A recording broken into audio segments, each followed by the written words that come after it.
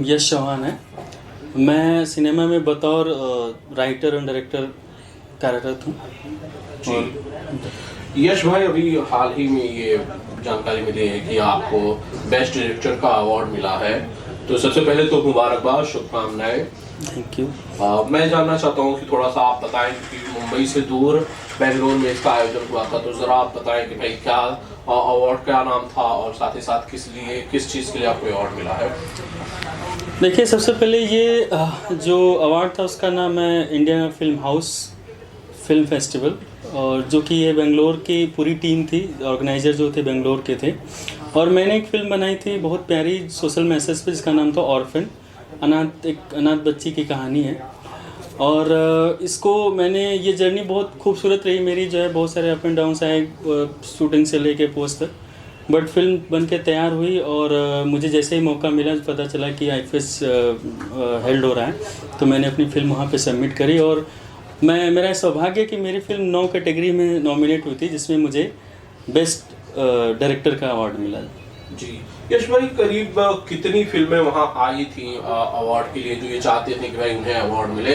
Entries की अगर बात करें तो एंट्रीज जो है 1000 प्लस फिल्में वहाँ पे, और बिल्कुल लगभग 10 लैंग्वेजेस से 1000 फिल्में वहाँ पे एंट्रीज थी, जिसमें से उन्होंने 230 फिल्मों को शॉर्टलिस्ट किया था, सेलेक्ट किया था, और उसमें से फिर अकॉर्डिंगली जो उन्होंने अवार्ड दिया, इसमें से मेरी भी फिल्म में मुझे अवार्ड मिला इसका। यश जी, एक परंपरा रही है कि भाई हमें कोई भी अवार्ड मिलता है, पुरस्कार मिलता है, सम्मान मिलता है, तो हम उसे डेडिकेट करते हैं उससे जो हमारे साथ के लोग होते हैं या जिन्हें हम चाहते हैं उन्हें अवार्ड देना चाहते हैं। आप किसे देना चाहते हैं? आपको क्या लगता है कि ये जो खुशी है, ये जो जीत है, इसमें सबसे ज़्यादा आशीर्वाद किसका है? देखिए, मैं ये इसको 2 तरीके से देखता हूँ कि एक होता है कि पर्सनल लेवल पे और एक होता है प्रोफेशनल लेवल पे। तो सबसे पहले अगर ये संभावनाएं अगर क्रिएट होती हैं तो पर्सनल से जाके प्रोफेशनल तक ख़त्म होती हैं। तो सबसे पहले और सबसे बड़ा, और ये कह लीजिए कि जो मैं ये कुछ भी अगर पॉसिबल हो पाया है, तो एक शख्स है मेरी ज़िंदगी में, जो हमारे बड़े भाई हैं, जिनका नाम है JK सिंह। तो ये पूरा का पूरा अवार्ड मैं उनको डेडिकेट करता हूँ, बिकॉज उनके बिना मैं कभी डायरेक्टर बन ही नहीं पाता, या कभी राइटर बन ही नहीं पाता। बिकॉज जो मेरी जर्नी, मेरा जो एजुकेशन में जो बीटेक मैंने करा है, बीटेक करने के बाद इंजीनियरिंग फील्ड में मैंने जॉब करी, उससे स्विच करके सिनेमा में आना, वो पूरी फैमिली के अगेंस्ट आके उन्होंने मुझे सपोर्ट किया। और इतना, इवन उस पढ़ाई लिखाई में भी उन्होंने बहुत सारा सपोर्ट किया था। फिर भी उन्होंने ये चीज़ नहीं देखा कि नहीं, एक लड़का अगर कोई सपना देखा है तो उसको वो पूरा करे। भले यहाँ पे उन्होंने पहले जो इन्वेस्टमेंट करी मेरी पढ़ाई पे, वो पूरा भले नहीं हो पाया, लेकिन उन्होंने देखा कि इसके अंदर वो कैलिबर है, या जो कुछ उनको मुझे लगा, उन्होंने विश्वास किया मेरे अंदर। उन्होंने मुझे हमेशा ट्रस्ट किया, हमेशा मेरे को सपोर्ट किया। तो वो पहला जो डेडिकेशन और सबसे बड़ा डेडिकेशन इस अवार्ड जो है, वो मैं JK भैया को करता हूँ। उसके बाद प्रोफेशनल लेवल पे आता हूँ, तो जो मेरी इस फिल्म के प्रोड्यूसर हैं शांति प्रिया पांडे जी, उनको, जिन्होंने मेरे अंदर विश्वास दिखाया कि मैं एक न्यू कमर होने के बाद भी एक इंडिपेंडेंट फिल्म बनाने की कोशिश करूँ, भले वो शॉर्ट फिल्म क्यों ना हो। तो सबसे ज़्यादा थैंक्स उनको बोलूँगा। और ये पूरा अवार्ड मैं ये पूरी टीम को डेडिकेट करूँगा कि ऑर्फन के जितने लोग जुड़े हुए थे ऑर्फन फिल्म में, उस सारी टीम को मैं ये अवार्ड डेडिकेट करना चाहता हूँ। यश जी, आपकी क्या कहानी है? यश और की क्या कहानी है? कहाँ से आते हैं यश? फिल्मों में कैसे आए और परिवार में कौन कौन है? देखिए, मैं एक बहुत ही साधारण परिवार से आता हूँ। हालांकि मेरे पिताजी मुंबई में ही एडवोकेट थे, बट मेरी जो ब्रिंगिंग हुई पूरा उत्तर प्रदेश में हुई। उत्तर प्रदेश का एक छोटा सा गांव है भैरवपुर करके, और ज़िला है गाज़ीपुर। और मैं बहुत प्यारा दुलारा सबसे छोटा हूँ। मेरे 4 बड़े भाई, एक सिस्टर हैं, और मेरी माताजी अभी हैं, पिताजी तो अब नहीं रहे। मैं इस छोटे से गांव से आता हूँ। मेरी कहानी ऐसी है कि मैं बचपन से ही बहुत ही अलग सोचने का सोचता था, कि मुझे लगता था कुछ अलग करना है यार ज़िंदगी में, कुछ तो ऐसा करना है जो लोग कर रहे हैं मुझे नहीं करना है, मुझे कुछ तो अलग करना है। तो सिनेमा का जो कीड़ा था, वो बचपन में फिल्मों को देखकर ही पैदा हुआ। जो उस समय के हीरोज़ थे, उन्हें देख के कि मुझे सिनेमा में जाना है। बट उस समय बहुत ऐसा लगता था कि यार ये सपने की दुनिया है, बहुत इम्पॉसिबल है। बट धीरे धीरे जैसे जैसे मैं बढ़ता चला गया और चीज़ों को देखा, पढ़ाई किया, पढ़ाई के लिए बाहर जब गया तो मुझे लगा कि नहीं, सपने देखना चाहिए। फिर सोशल मीडिया से जुड़ा तो मुझे लगा कि नहीं, सपने देखना चाहिए।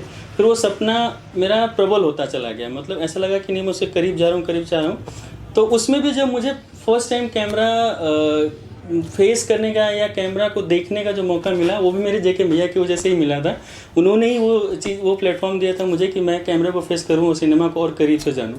फिर वहाँ से करते करते, हालांकि बीच में मेरी पढ़ाई के चक्कर में मैं सिनेमा से बहुत दूर था, तो पढ़ाई कंप्लीट की। फिर पढ़ाई कंप्लीट करने के बाद मैं दिल्ली गया, वहाँ पे मैं जॉब करना शुरू कर दिया। लेकिन साथ ही में जो सिनेमा का एक पार्ट मेरा अंदर जो जी रहा था, उसकी वजह से मैं वहाँ पे पार्ट टाइम में थिएटर करना शुरू कर दिया। अस्मिता थिएटर ग्रुप, मेरे गुरु हैं थिएटर के, अरविंद सर। तो वहाँ पे मैंने पार्ट टाइम में थिएटर करना शुरू किया और वहीं से मेरा शुरुआत हुई। फिर थिएटर, फिर मुंबई आना, सिनेमा ज्वाइन करना, फिर ये जर्नी अभी शुरू है कहीं ना कहीं मेरे लिए। तो यश जी, आप किन किन भाषाओं के लिए काम कर चुके हैं और लगभग कितनी फिल्मों में आप अभिनय और डायरेक्शन लगभग कर चुके हैं? मैं लगभग भाषाओं की बात करें तो हिंदी, तेलुगु, मराठी, भोजपुरी और तमिल की भी मैंने फिल्म करी है। और इस तरीके से सारी भाषाओं को मिलाकर अगर देखा जाए तो अब तक मेरे assistant, chief assistant, associate director और इंडिपेंडेंट डायरेक्शन और राइटिंग मिला के, कुल मिला के अभी तक मुझे लग रहा है कि 25+ प्रोजेक्ट जो है मेरे एयर हैं, मतलब रिलीज्ड हैं। आपने भोजपुरी में भी काम किया? जी।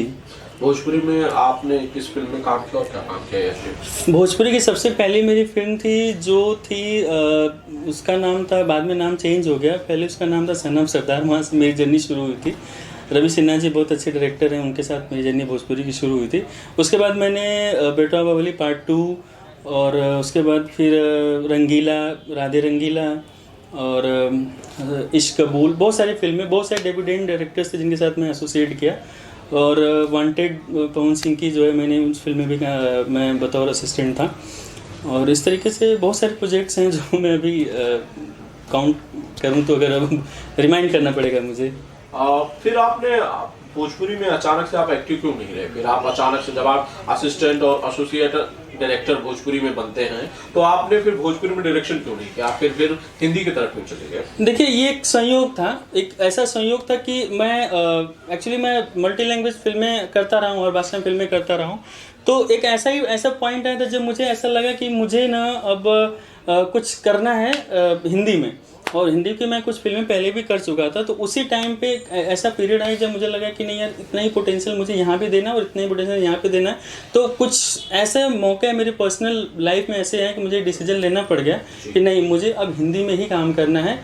और हिंदी के लिए, हिंदी जैसे एंटरटेनमेंट मैं यहाँ करता हूँ उतना ही पोटेंशियल देकर मैं यहाँ करूँगा। शायद इससे मुझे ज़्यादा बेनिफिट है कहीं ना कहीं। और मैं अपनी मातृभाषा को, जो मेरी भोजपुरी है, मदर टंग है, मैं उसे कभी, मुझे कोई शिकायत नहीं रही है। बस एक होता है कि कहीं ना कहीं अगर आपको कमाना है तो आप घर छोड़ के प्रदेश जाते हैं। तो काइंड ऑफ वो थिंग थी कि मुझे उससे प्यार है, बट मुझे कमाने के लिए, कुछ बनाने के लिए, कुछ बड़ा करने के लिए हिंदी में जाने की सोचा मैंने। बेस्ट डायरेक्टर का आपका अवार्ड मिला, क्या आने वाले वक्त में भोजपुरी में हम आपको एक बार फिर से काम करते देख पाएंगे? जी बिल्कुल, मुझे किसी भी भाषा से कोई दिक्कत नहीं है, कोई परेशानी नहीं है। बस सिनेमा अच्छा होना चाहिए, वो किसी भी भाषा में बने। जैसे मुझे, मेरी जो अपकमिंग फिल्म्स हैं, मैं अभी जो 2 शॉर्ट फिल्में मेरी और आ रही हैं जिसका मुझे सबसे ज़्यादा इंतजार है, वो एक फिल्म है द ग्रेट कन्फेशन और दूसरी है अनफोल्ड लव। ये 2 शॉर्ट फिल्में मेरी आ रही हैं। इसको मैंने, जो मेरा अभी प्लान है कि मैं इनको मल्टी लैंग्वेज डब करूँगा। तो भाषा मेरे लिए कभी, किसी भाषा से मुझे कोई शिकायत नहीं रही है। तो इन फिल्मों को भी मैं अलग अलग भाषाओं में डब करने का मतलब कि मुझे भाषा से कोई दिक्कत नहीं। भोजपुरी में मुझे अगर अच्छा प्रोजेक्ट मिलता है, कोई अच्छे प्रोड्यूसर्स मिलते हैं, अच्छे, अगर मुझे, मेरे पास टीम अगर मैं होती है, तो मैं ज़रूर डेफिनेटली मैं अपनी मातृभाषा के लिए प्रोजेक्ट करूँगा। कोई एक्टर है जहन में कि भाई आप आए तो इसके साथ काम करना चाहते हैं, या इनके साथ काम करना ज़्यादा बेटर लगेगा, अच्छा लगेगा, या आपको लगता है कि वो ज़्यादा ठीक होगा? जी देखिए, मेरा एक और बड़ा वसूल रहा है, मैं अब तक जितनी फिल्में किया, मोस्ट ऑफ द फिल्में जो है, मेरे जो एक्टर्स होते हैं वो फ्रेशर्स होते हैं। क्योंकि मुझे लगता है कि अगर मेरे अंदर पोटेंशियल और एक एक्टर अपने को एक्टर कहता है, तो मैं उससे एक्टिंग करवा लूँगा, वो एक्टर कैसा भी हो। तो मैं कोशिश करूँगा कि अगर मैं कोई प्रोजेक्ट करूँ भी, तो एक न्यू कमर के साथ, एक डेब्यू लड़के के साथ मैं फिल्म करना चाहूँगा। और बाकी जो लोग कर रहे हैं, नो डाउट बहुत अच्छा कर रहे हैं। आज तो बहुत, भोजपुरी तो बहुत नाम कर ली है, और इवन हिंदी वाले अब अट्रैक्ट होना शुरू कर दिए हैं भोजपुरी की तरफ। तो ऐसा कुछ नहीं है, भोजपुरी में कोई अच्छा प्रोजेक्ट मिलेगा, अच्छे प्रोड्यूसर्स मिलेंगे तो डेफिनेटली मैं करूँगा। बतौर एक्टर कोई फिल्म करेंगे यश जी? नहीं, अभी तो ऐसा कुछ कोई अब इंटरेस्ट एज एन एक्टर नहीं रहा, बिकॉज अभी डायरेक्शन और एक्टिंग से फुर्सत नहीं मिलती है कि मैं अपने एज एन एक्टर क्राफ्ट पे काम कर सकूं और अपने को प्रिपेयर कर सकूं। तो मुझे लगता नहीं कि मुझे टाइम मिलेगा कभी एज एन एक्टर काम करने के लिए।